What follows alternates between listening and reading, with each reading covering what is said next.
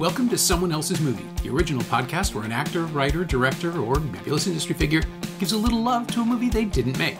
I'm Norm Wilner, I'm a programmer at TIFF now, and this is The Other Thing I Do. My guests this week are Aaron Jackson and Joshua Sharp, who you might know as the writers and stars of Dix the Musical, the absolutely banana pants musical comedy where they play identical twins who decide to parent trap the mother and father who split them up at birth, only to discover that those parents, played by Megan Mullally and Nathan Lane, are absolute freaks. It opened TIFF's Midnight Madness program last month, and now it's rampaging through theaters across North America. It really is a glorious experience for the crowd. Aaron and Josh picked Dolly Parton's Christmas on the Square, the 2020 Netflix musical written by Maria S. Schlatter and directed by Debbie Allen, with 14 songs written by Dolly herself. It's a stage pageant come to life, with Parton playing an angel determined to give Christine Baranski's Scrooge-like villain, the nasty big city business lady Regina Fuller, a chance to change her ways before she sells off not just somebody's house, but her entire hometown. There's also a couple trying to have a baby, a trainee angel, a secret adoption story, a little girl bartender, and Treat Williams singing songs about how it's important to hold on to memories. It's all very busy, and yet, thanks to Baranski, Williams, and a cast of ringers that includes Jennifer Lewis, Josh Segarra, Janine Mason, Matthew Johnson, and Mary Lane Haskell, it's also kind of sweet and earnest and even moving. I really can't explain it. You should probably see it before you listen to this episode.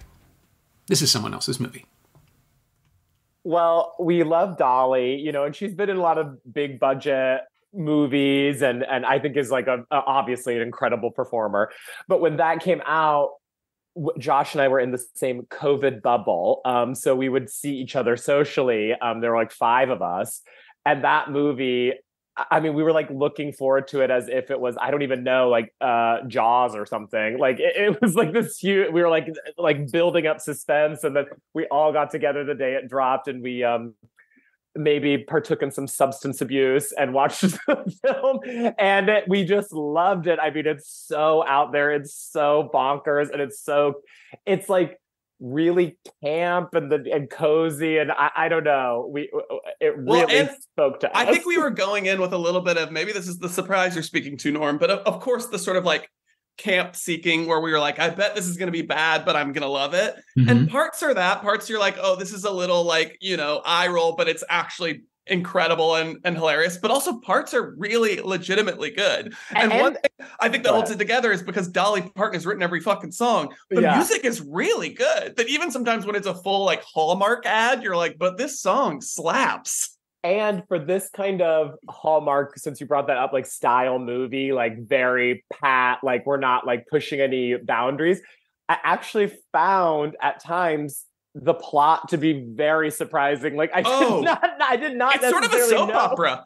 Yeah, not only over the course of the whole film, like in each scene, sometimes 4 major and surprising story beats happen. And you're like, wait, you're whose daughter? And what happened to your dad? And this will happen in one song. And then the whip turn. Like, it is shocking, some of the things that happen in this movie. So when we first watched it, and honestly, we were asked to pick a couple movies, and this was one of them, and we would love that you picked this. But I think this is the thing it has connected to the movie we made, Dix, where it's like we were screaming at the screen at some of the stuff that happens in it.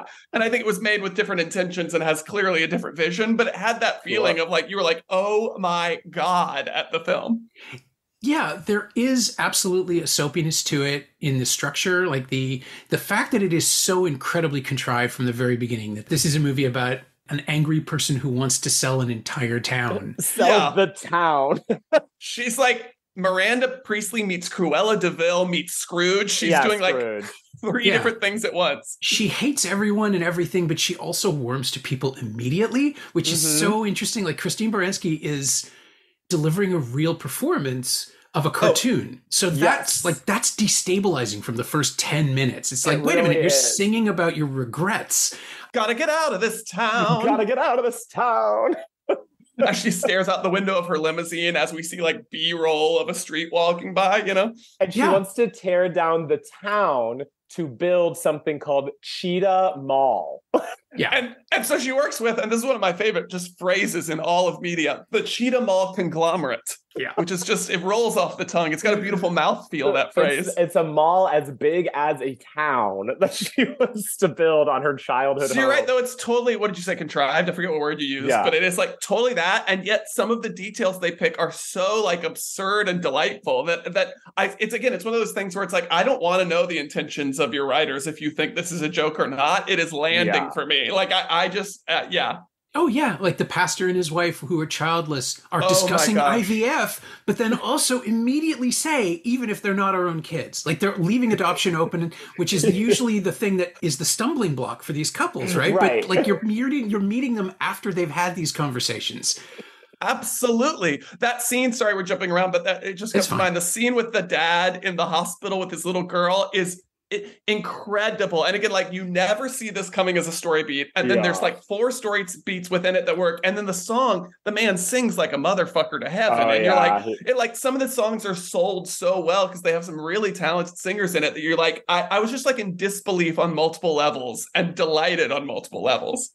It's truly every Christmas I try to do it. Last Christmas, and I did it too late, but this year I'm going to do it.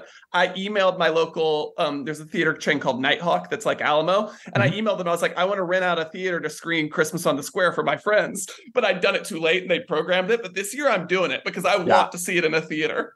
I would love to see it with an audience. I mean, I just, again, I am cynical and dead inside and all of those things. And at some point it's just like, holy shit. First of all, I didn't even know Josh Segarra was a Broadway guy. I had no idea he was a singer. I know him from the other 2 in She-Hulk. Yeah. Right. And it turns out he originated the role of Gloria Estefan's husband in that show, and the people liked him more than they liked the actor playing Gloria Estefan. Like, what the hell? It's so, and there's a lot of like, a lot of the cast, we're like, who is this? Because some of them, of course, are like, whatever, Christine Baranski and, like people that Jennifer are quite Lewis, Jennifer Lewis. And we have to do 10 minutes on just Jennifer Lewis. I'm flagging that. But then you like start looking up these actors you're not aware of, and there's so many like Nepo babies in it, which is so funny because of course it's Dolly. So she's like, well, I got to put this person's daughter in. And it's just like, I think Josh Segarra's wife is the daughter of Dolly's manager, right? Yeah.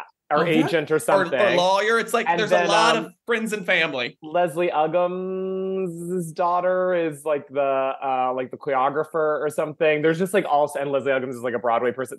I'm sure I'm messing it all up, but there are so many interesting people in it, and you're like, who's that? You find out it's Dolly's agent's sister or something. It's a blast to figure out. Yeah, well, and the Janine Mason's character, Felicity, who is a secret angel, apparently, who just works as a PA. Yes. Again, did not see that coming 30 minutes in. The idea that Dolly, who is presented as, a person experiencing homelessness, but is the most, like, snatched version of that you've ever seen. Like, in this gorgeous, full makeup. Coordinated shawl, beautiful. I knew, I was like, well, you're going to be an angel, I bet. Right. But then she was training another angel. It was like who is Christine Baranski's assistant. Right. Who has been embedded with the person who is going to have her life turned around. This is the other thing I loved about it, again, which we do a little in our movie in a different way. It's just like they were pulling tropes from everywhere and just being like, let's mash them all in there and not even parodying them, just being like, let's just use this thing and use that thing and use that thing. Yeah. Well, and it works for the Christmas thing too, because we have seen everything, right? Like you by osmosis alone, by the ads that are flying around from the beginning of October nowadays to Christmas Day, we've all seen these movies, even if we haven't actually sat through them. So the idea that there are ringer ideas in there, that things that will just be dangled and then dispensed with, or other things that will be legitimately treated seriously, like the song, the Father's Hospital song, which you mentioned earlier. Truly a gorgeous song. Yeah. And people who haven't seen the film will not fully understand just how weird it is for a song like that to start with, if you need to die, it's okay. Yeah, to a child, to his daughter. And he sells it. Like the movie absolutely gives you the possibility that this child will be sacrificed for the Christmas gods or whatever else is happening. That child, but yeah, she's the sort of the Tiny Tim stand-in. But she's like, before she's hit by a car, she's a bartender. And And that's maybe my favorite scene in the whole movie is the one between her and Bransky doing their little duet. And they're like world weary people together. And she's like a little 8-year-old girl. It's so funny. It does not condescend to either of them in that scene. Like I think they both come out looking fabulous. Yeah. That was the moment where it's just like, oh, Christine Baranski is absolutely capable of anything. She's a wonderful actress. She puts this kid on an even level with herself. They sing, she's supporting the song. Like there's no, and I get it, right? Like this is old school stage acting. You don't steal focus from the song and everybody gets out of everybody else's way. But to see a level of sensitivity to that in a Netflix, Warner, Christmas movie, whatever it is, like this thing could have been made by people who didn't care. Oh yeah. And it's so hard not to sell that kind of thing out. I mean, I'm a comedian, so like it's very hard to be sincere unless the script is good, then it's very easy. But like that is so hard to sell. That kind of, like truly that kind of acting is the kind I'm most impressed by. Like you have this just cheese, like Velveeta cheese. Yes. And to not wink at it, to just fully perform it. I mean, it's so impressive to me. She's great. Yeah. And I think that then makes the film work on these multiple levels where it's so rare that I can unabashedly love something and then send it to my like extended family who's like deeply Christian and Southern and be like, you guys will love this as much as I do. And again, it's because they're like fully committing to it and they're selling this thing. So it works for me. Yeah. Even the general production value where you're sort of lulled, it tricks you into thinking it's going to be ordinary and boring. Like that opening number with the flips and everybody in. Oh, it's a full Gap ad. They're like it's like everywhere. A person of every race, all in khakis, doing backflips through the town square. It looks like Christmas is selling you Gap is selling you a Christmas sweater. Yeah, except that there's also one woman early on who leaps across the camera and just like blatantly reveals underwear. Like they didn't. I don't want to say my jaw dropped, but it's just like, wait a minute. That's the shot you cut. Like that's the shot you don't use. But they use it, and so it's like, what the hell? Where are we?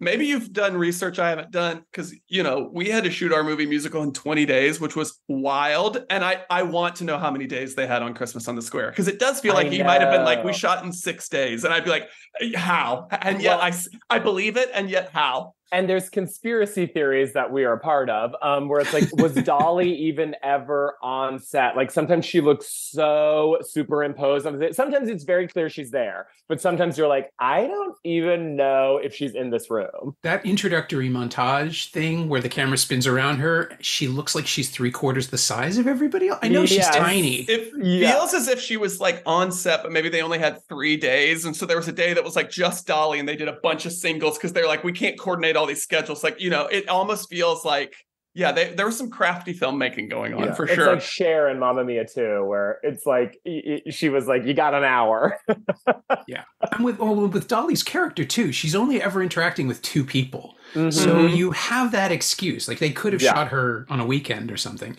Totally. But I have a feeling she was shot out on a weekend. Yeah. But then there are all these effects and these elaborate, like there's weird playing with like kitchen stuff in that number she has with Felicity, with where Angel, somebody's in a cookie tin for a little while, and yes, and then there's that whole scene where when some of the Angel stuff is revealed more in full, she's just sort of like gently floating up and down the whole scene, and so I was just thinking of if they are shooting in maybe isolated, this other woman, her eye line, they must have had her just sort of drifting up and down the whole scene to cover it. I know. There's a tennis ball off camera. That's all. Truly, I assume.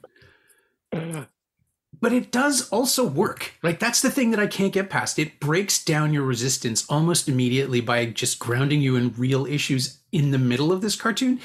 Just real quick, I think it's that Dolly wrote such good songs that even when they're bad, they're Dolly Parton songs. So like it is such an emotional core music that you like just are like invested in this thing. But please talk. We have to talk about Treat. Yeah, the Treat Williams of it all, where now of course he's gone, and it's just heartbreaking to watch him be soulful and quiet in the middle of this thing. But he just like he plays this man out of time, like even more so than Baranski, who's too modern to be in this world. He's just the timekeeper, literally holding on to everything that the town is losing because he can't get past his own stuff. And then the fact that it blows past, he is the father, right? Like he is the dad. And he Yes. never gets, Yes. like, he has one line in a song about how if grandpa has his way, he'll still be part of your life. But it's like, wait a minute.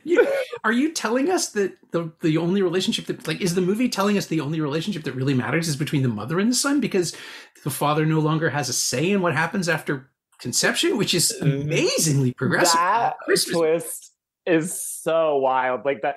You are like, okay, why does she hate this town? You know, that is so funny that this is the answer they came up with. Like, it's just so wild. But yeah, it is interesting what it says about parenthood.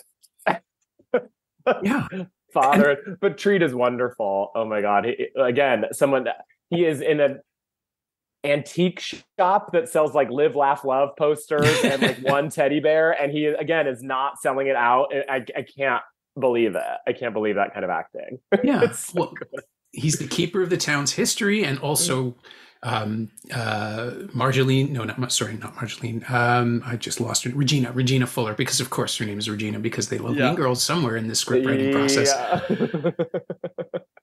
Like, it is dealing with every conflict of a holiday movie, and then also none of them, because that's not what it's about. Like, it's never about anything for more than 6 minutes at a time. I just kept watching and I realized it's like song.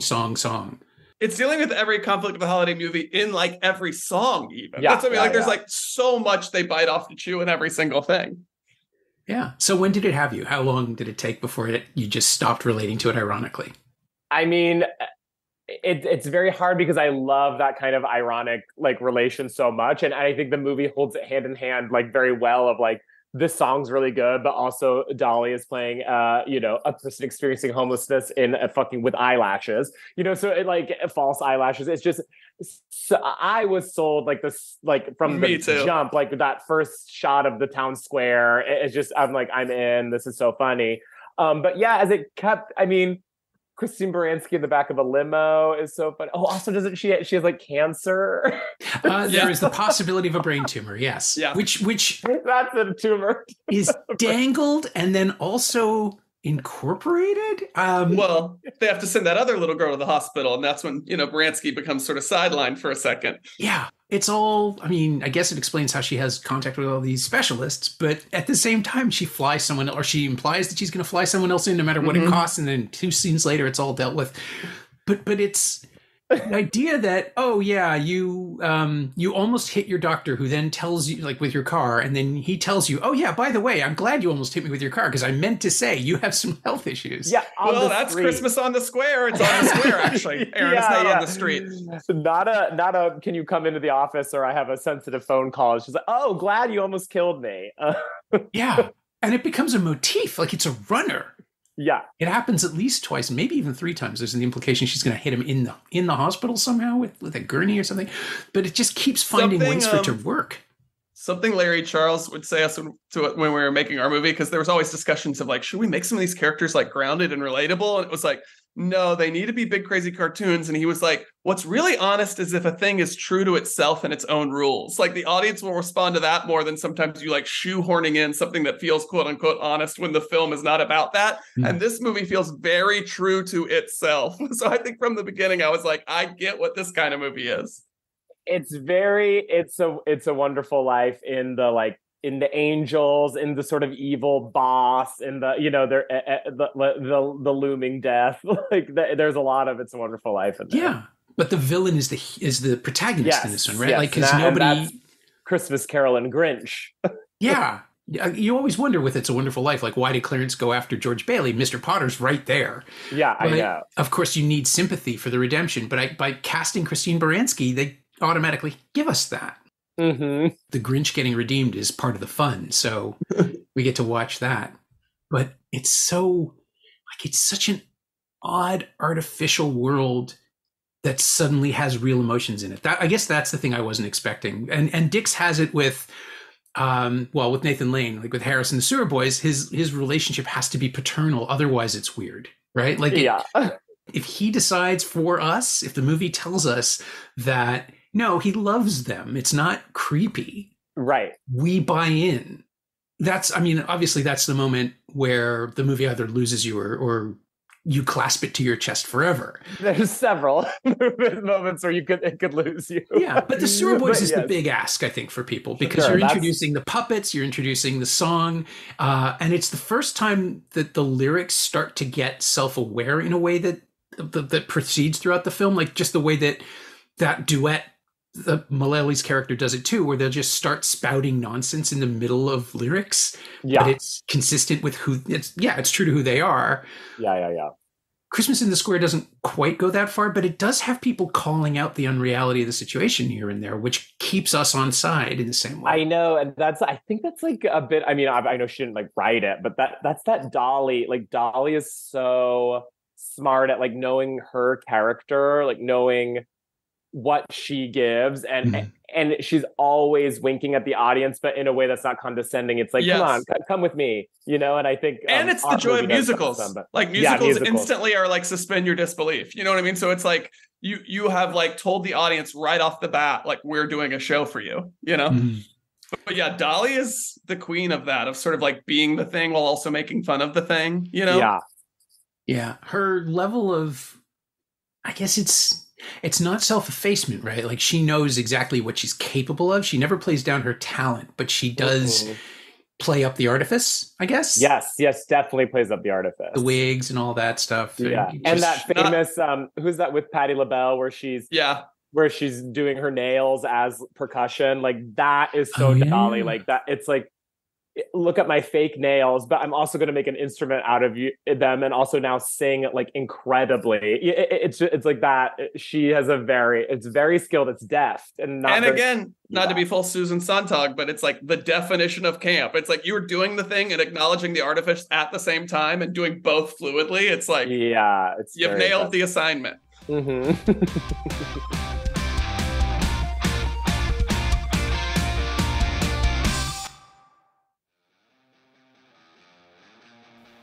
Hey, it's Norm, interrupting my own show to bring you up to speed on Shiny Things, my newsletter about physical media, culture, and the odd streaming project. This week, I wrote about Barbie and the Last Voyage of the Demeter, and the new 4K releases of Walt Disney's Snow White and the Seven Dwarfs, and David Cronenberg's Videodrome. Seriously. Sign up for a 14-day free trial at shiny-things.ghost.io, or find a link at the Semcast Twitter account. You like reading about movies? I like writing about them. Come check it out.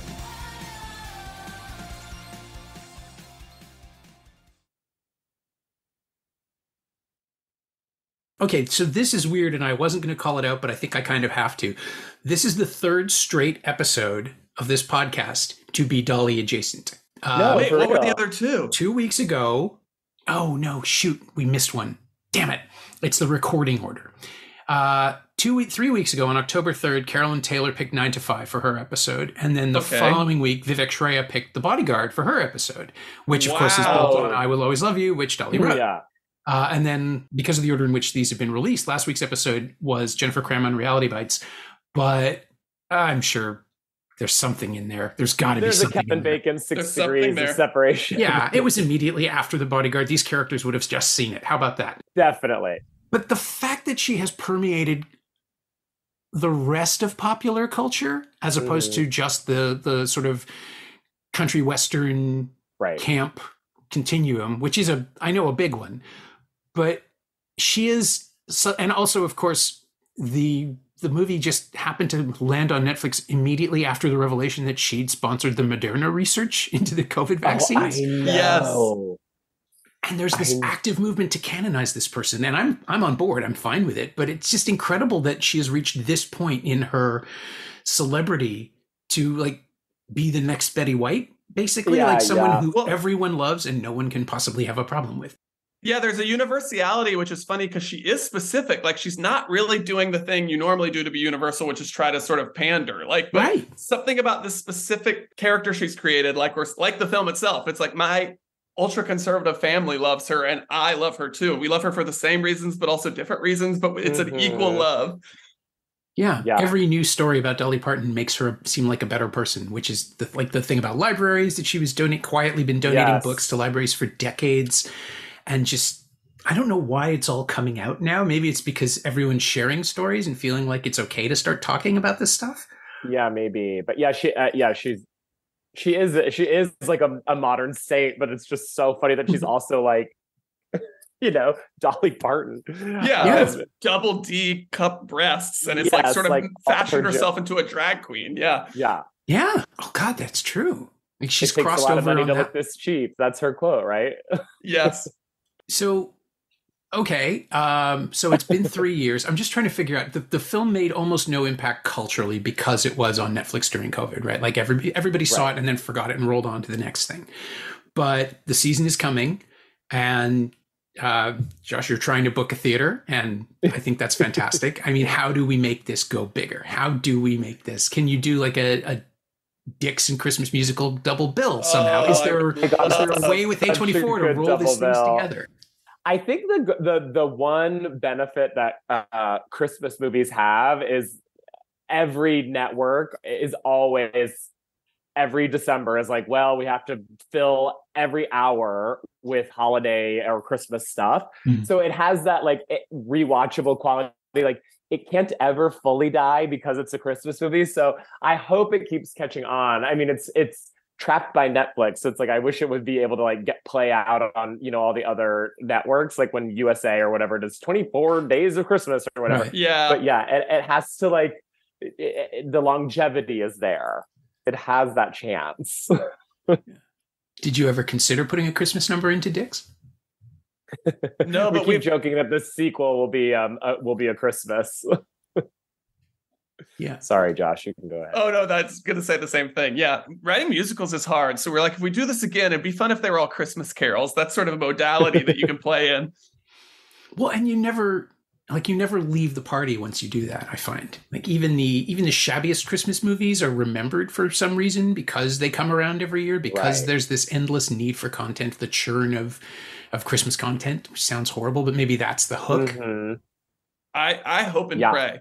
Again, maybe my one screen viewing in New York City will be such a smash that it'll, Netflix owns the Paris, right?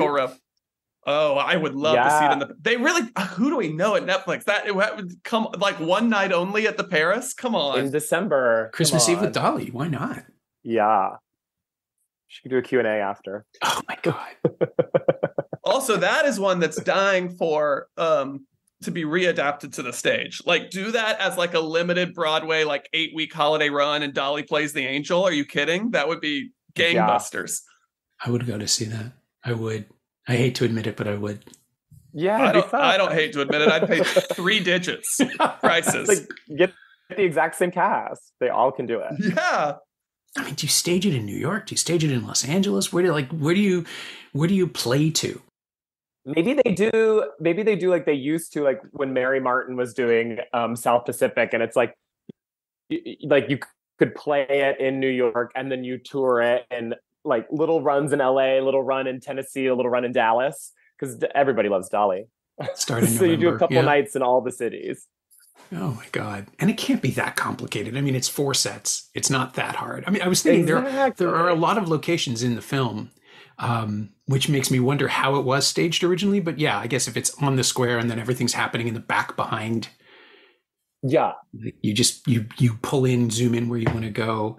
I think a live broadcast would probably maybe be the way to go with this thing. Oh, yes. Yeah, that's really Have smart. those sort of fallen out of favor? I feel like they were having such a moment and they don't feel like they're happening as much anymore. I would love to bring those back. I think COVID killed them. I think it was the rehearsal the combination of rehearsal and people who might have to drop out at any given moment because of COVID. But it'll come back. Yeah, that's really get healthier. Or you just do them outside. Yeah, they definitely will.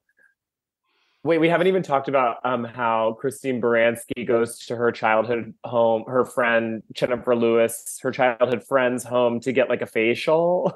Haircut and facial, right? And like on Christmas, December 23rd, the official I'm burning this town down, but you still have to cut my hair appointment. Yes. Yeah. We can talk about it. It's an incredible sequence. Mayor as well as Jennifer Lewis fully playing Jennifer Lewis. Like that. I just think it's such an amazing, strange plot point in the early. Just a way to meet her is like, I'm going and getting a facial. I just think it's so bizarre and so funny. And then there's so many ways those characters could have a scene together, and then they choose that. To me, is that's so specific.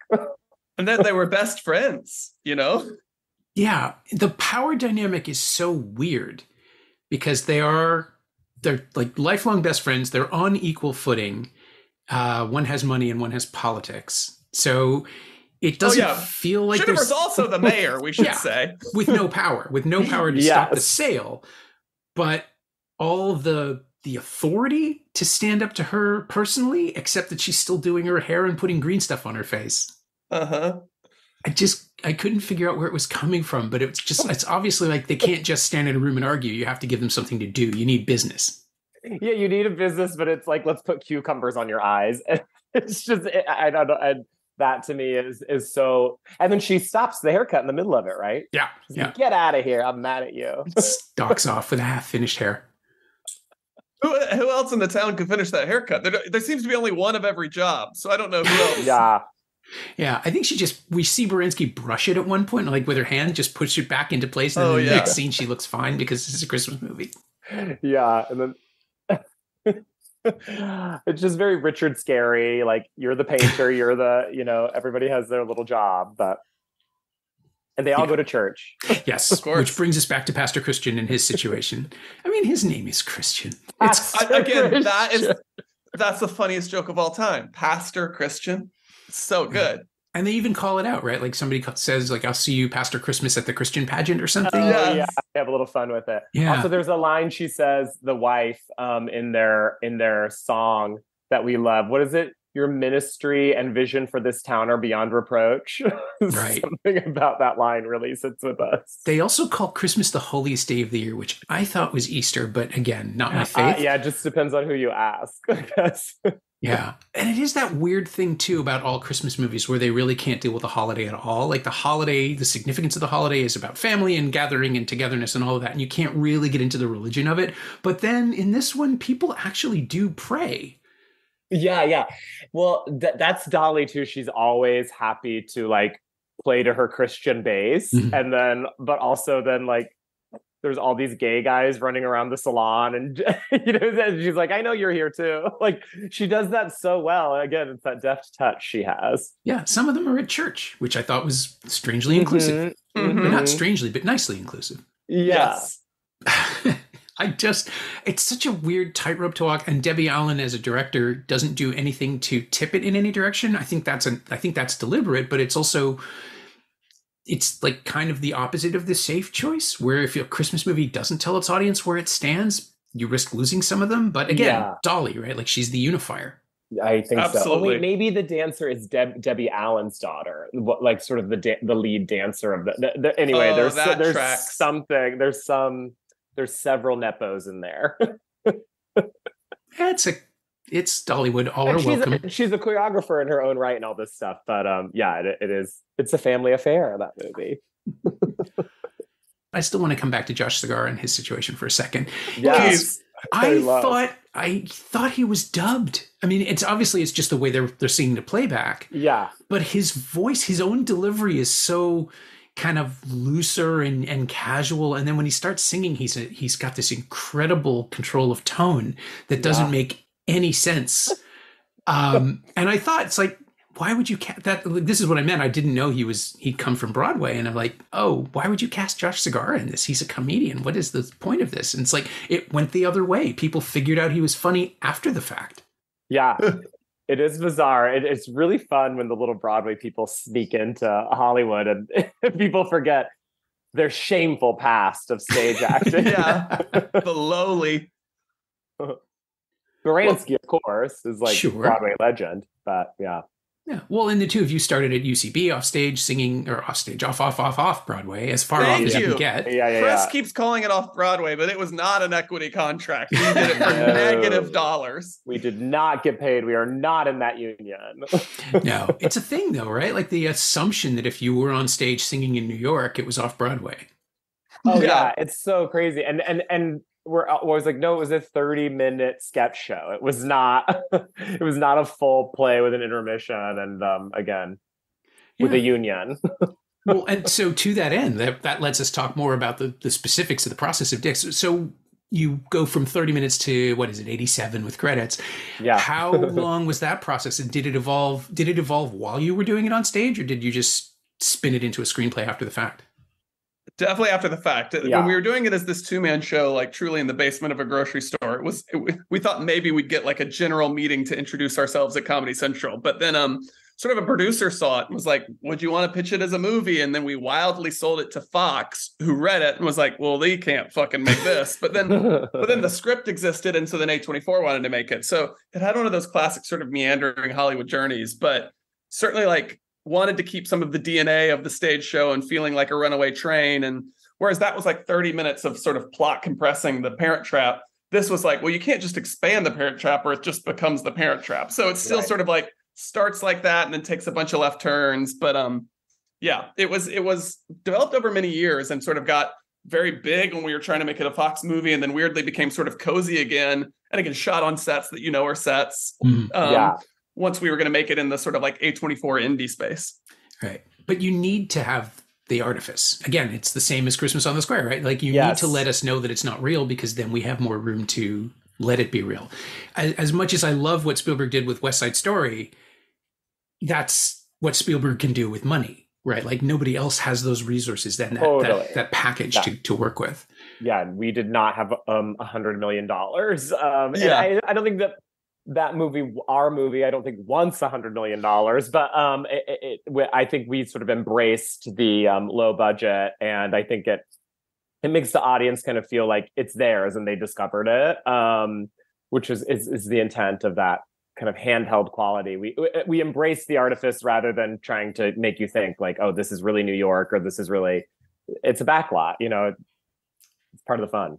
And it's sort of like Larry always hoped that was a thing that like brings the audience in, because it feels like you're sort of like in the room watching us make this movie with you. And that was like in the DNA of the stage show, of sort of feeling like you get to capture that energy of live performance and that sort of like I'm in the room with you feeling, which you don't always get in movies. And in musicals, like you're saying, it's like you sort of want that, especially from something like this that's so stylized and gonzo. But in general, it's like we know you're singing. It's a performance.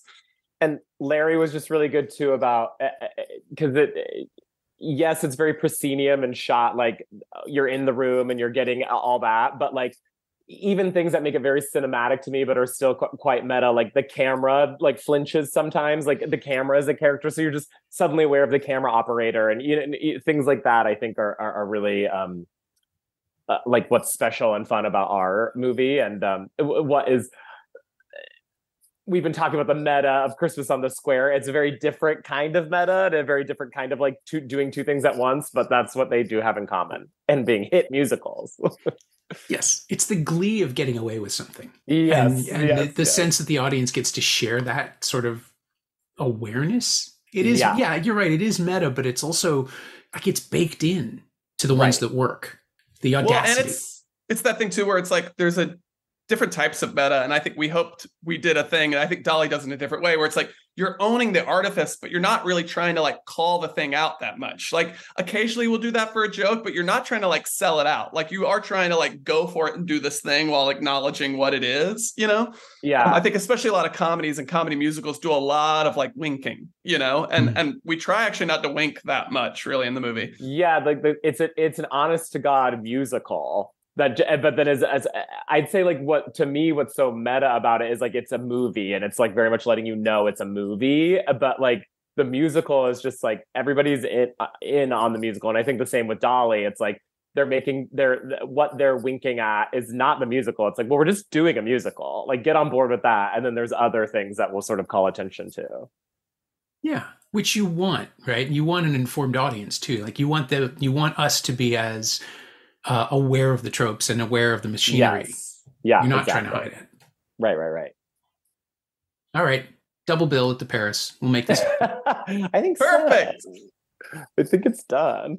Ours is essentially, it's got Christmas spirit, I think. Yeah, it's not a Christmas film. Yeah, just CG a couple of little hats on the sewer boys. Perfect. The sewer boys, maybe the genitalia as well. Candy canes. That's right. Very there. Good. A Sewer Boys Christmas would actually be the best title for this. You could do an album. I think so. Yeah, I think they're ready for their Christmas album. That's a great idea. My thanks to Josh Sharp and Aaron Jackson, who you can and must see singing and dancing their way through Dix the Musical in theaters everywhere right now. Thanks also to Ali Lemaire Shedden. She knows what she did. You can find Aaron and Josh on Instagram at Garbage Troll and Cluck Cluck Josh Sharp, respectively, and you can find Dolly Parton's Christmas on the Square streaming on Netflix. It's only a matter of time before Josh and Aaron talk A24 into doing a special edition Blu-ray for it. You can find me on Blue Sky at Norm Wilner, and you can find this podcast there at Semcast, S-E-M-Cast, and on the web at someoneelsesmovie.com. The first year of the show is still available for just $20 at payhip.com/Semcast. That's the first 52 episodes of Someone Else's Movie, 44 of which aren't currently available anywhere else.